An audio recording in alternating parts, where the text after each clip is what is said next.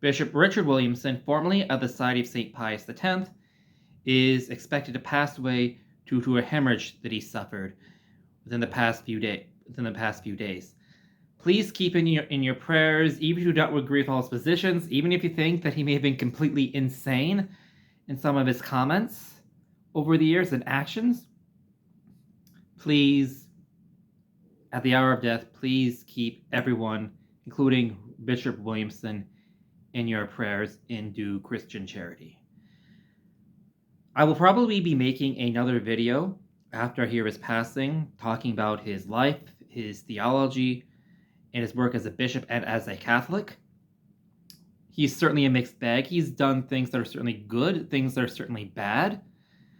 I have no doubt personally that he had the best of possible motives in everything that he said and did.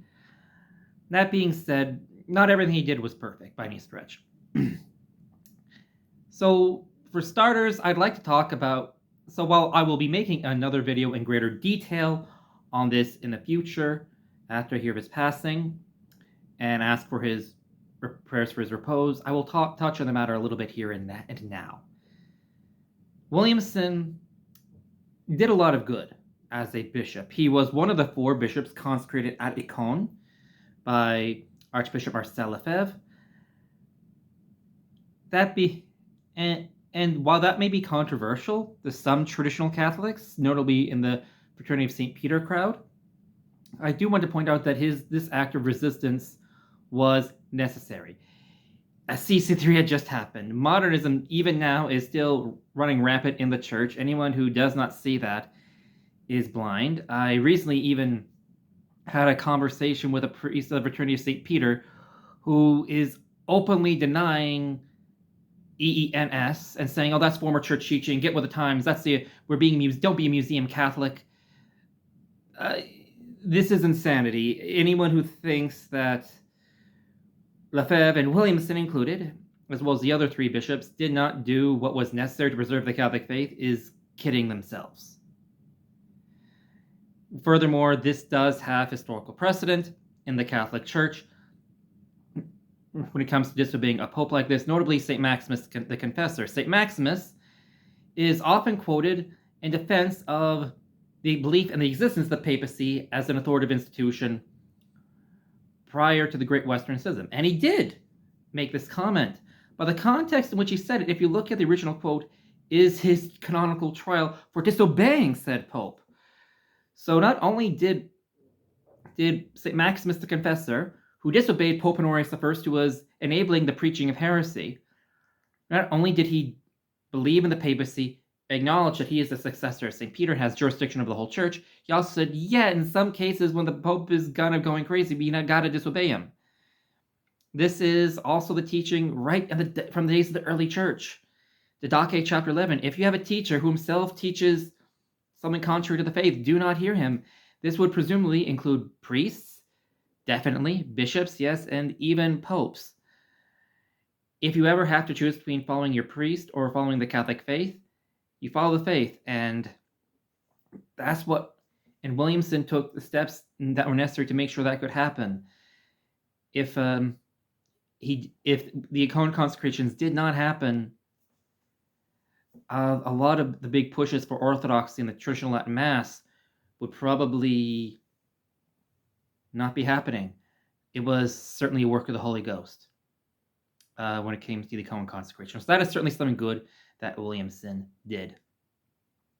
Furthermore, he was quite prudent in saying that we should not make a deal with Rome right away a few years ago. I know now this is also going to lead into one of my big criticisms of Williamson, because some of the ways he went about it certainly lacked charity. But overall, the push for not rejoining Rome under Benedict XVI, because the TLM is free, now we can just go ahead. The Icon consecrations took a lot of courage, and it's not always prudent to just go right back. I remember thinking about King David in the Bible. David had fled from Saul. He had returned previously, and then Saul was being horrible again. Finally, on the last occasion before he fled to the land of Philistines, Saul was hunting after David, so David snuck into Saul's camp, took a spear and water bottle, went back and cried out for him and said, Saul, why are you harassing me? I'm not trying to kill you. I am loyal. Here's your spear and water bottle. I could have killed you. You're trying to kill me. And Saul repented, asked David to come back. David shook his head and said, no, this is not a good idea. And Williamson very much was like that. He said, no, Rome is making great overtures. That's great. They have the motu proprio, but modernism is still crazy. There's still a strong modernist contingent. It is not the right time. He was not a sedevacantist. I admit I've not been following him the past few years, so I don't know if his theology has changed. But certainly, that was not his motives. He was not a sedevacantist, from what I recall. And simply disagreeing with the Pope does not make you a sedevacantist. That is simply common sense logic.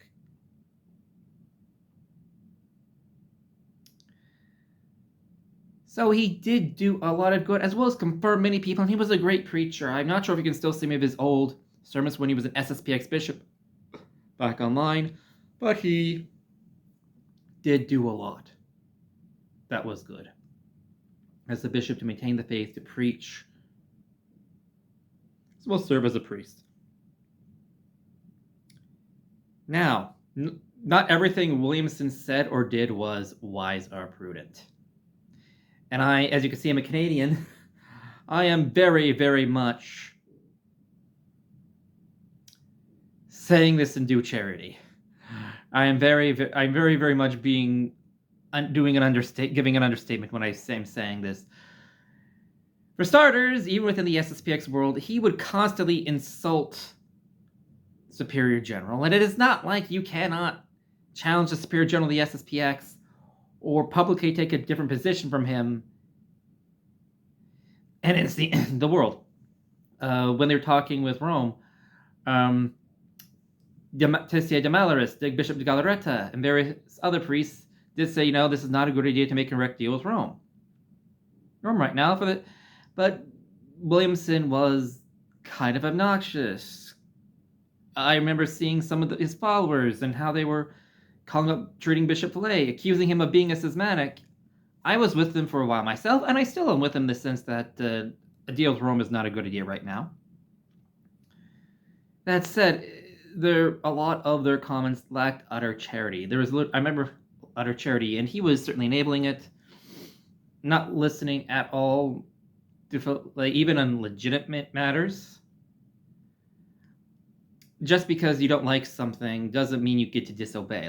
I am fully aware, as someone who supports, recognizes, and resists, who believes sometimes it's necessary to disobey the Pope, he kind of went overboard. He would spend large amounts of time attacking the Superior General of the SSPX personally. While his motives were certainly good in this regard, in my opinion, it did lack charity. And I had to dissuade people from completely breaking communion with Fillet, saying like he's considering something stupid. But that, considering maybe possibly at some point during the future being a bad idea does not make someone heretic or schismatic. Doesn't at all. And I had to dissuade people in the resistance from completely breaking communion with SSPX priests. Happily, things have since calmed down in the SSPX world since then. That being said, while certainly there is a lot invested in that regard, one can understand, to an extent, why Williamson acted as he did, though not necessarily approving of what he did. Then there were, oh my goodness gracious, the conspiracy theories. I think he was a 9/11 truther, a denial of global warming, Holocaust denier. Oy. I remember reading a commentary from Pope David Badwin, aka Pope Michael, the conclavist Pope who started his own Catholic Church, essentially. He was listening to an interview of Bishop Williamson when he denied the Holocaust on German soil, which is illegal. And David Badwin, aka Pope Michael, had a good commentary on the matter. He said, look, one, even if he's, and this is granting that Williamson would be completely right about the historicity of the Holocaust, which, for anyone watching, I don't share that view. I think that is completely insane. I think that's a whole nother video on why I think Catholics should not be going that route. Again, another video for another time. He said, but even granting that he's right, one, it is not a matter of the Catholic faith that you have to deny the Holocaust, period. That is a statement of faith. Two, we should not be we should not be treating things that are secular truths like they are the Catholic faith, And three, we should have prudence when we do so, especially when you are a bishop. Like, he could not function in Germany after that because he ran his mouth off. And even in the video himself, Williamson said, "Oh, I don't know, maybe this might be the case, maybe it's fake, maybe it's true, I don't know." Pope Michael was famously said after that Williamson should have, quote, never opened his mouth. He was uncertain of it. He's running his mouth off, breaking the law while doing it, and it wasn't even a matter that touched on the Catholic faith per se. Again, a whole nother video why I think Williamson on that matter especially was completely wrong, both theologically and historically. But yeah, that's certainly something I would definitely chalk up as this is a bad idea. This was not good. And furthermore, a lot of people in his resistance crowd began treating his conspiracy theories, Holocaust denial among them, COVID-19 conspiracy theories, which, by the way, you should not, no one on either side of that debate should have been denying people's sacraments. People on both sides did. That was wrong. Period. That was insane. My concern with a lot of his crowd now, and this is a big reason why I no longer support the SSPX resistance crowd, is because they treat a lot of Williamson's conspiracy theories like they're part of the deposit of faith. The deposit of faith can only be clarified, and once it's clarified, D-Fide, that's it. And it cannot be added to or subtracted to. Happily to live in a museum, if that's what it makes museum Catholic. You learn a lot can learn a lot in a museum. But Williamson, whether or not that was his intention, by his rhetoric, by his attitude of just running his, by his theories of getting to run his mouth off, being obsessed with police states, which, by the way, the government can tell you what to do.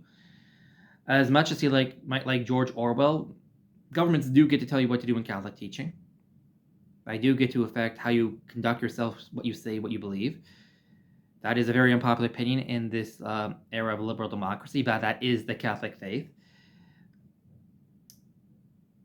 He got so obsessed with running his mouth off. So many people in his crowd became so obsessed with running their mouths off on every topic that they would start randomly accusing people without evidence, saying, "I don't need evidence. I just run my mouth." I remember another one of them, not Williamson, mind you, would start randomly accusing someone of being an active Freemason. Asked him, "Okay, asked this priest, okay, what's your evidence for this person as a Freemason? That is a serious accusation. You do kind of need evidence."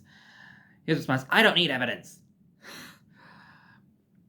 And I think that was certainly a bad thing, as Williamson was pointing out legitimate concerns, and it at the very least undermined the credibility. It undermined the people who were bringing forth these concerns that were legitimate and made them seem like crazy conspiracy theorists. So Richard Williamson certainly was or is, as of the time of writing this, hoping and praying for a holy death. He is and sadly soon to be was. He certainly tried a mixed bag. Anyway, regardless of what you think of him, or what you agree or disagree with him on, even if you think he is your worst blood enemy, and there are a lot of people who are probably going to think that about him, Jesus Christ did say, love your enemies, bless those who curse you, pray for those who persecute you. Even if you think he's a blood enemy of the faith. That is what we as Catholics are required to do. That is what we as Christians are required to do. Please pray for a holy death for His Excellency, and I will, probably a day or two after his passing, I will try to make another video detailing his life a bit more than this and go into greater detail. Anyway, God bless. Have a great day. If you ever get a chance to in real life, please check out an SSPX chapel or watch another one of my videos. I'm trying to share the Catholic faith on this channel, and I think that all the SSPX bishops would probably approve of me trying to do that, including Bishop Williamson and Bishop Tissé de Malis. Even if they may not agree with every opinion or position I have, I think me trying to promote Catholic tradition is something that they would all approve of. God bless.